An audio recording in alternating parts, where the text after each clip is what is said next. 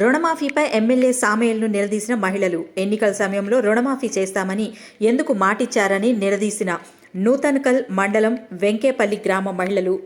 రైతు భరోసా ఇస్తామని కూడా ఇంతవరకు ఊసేలేదు. రానున్న సర్పంచ్ ఎన్నికల్లో ఓట్లు వేయమని చెప్పిన మహిళలు. నువ్వు 2 అన్నావు, 2 చెయ్యి, 2 ఉన్నా 2.5 3 ఉన్నా చెయ్యకు, 5 చెయ్యకు. అట్లా జనం ఉన్నారు.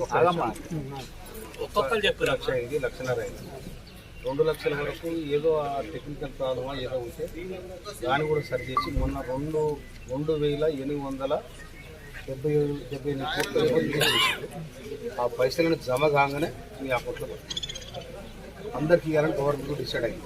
ఎందుకంటే ఒకసారి ఇచ్చేస్తే మళ్ళీ అడగడు కదా, అందుకోసమని ప్రభుత్వం ఇంకో మాట చెప్తాయి. పోయిన సంవత్సరం ఉన్న సర్కారు 3 లక్షలు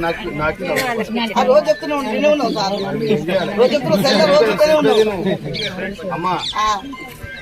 ఇప్పుడు ఆయన తెచ్చిన అప్పుకు వచ్చే ఆమ్దాన్కు మొత్తం 6,000 చిల్లర 6,000 కోట్ల రూపాయలు చిల్లర అక్కడ కట్టాలి, ఈ రుణమాఫీ చేయాలి. అందుకోసం చిన్న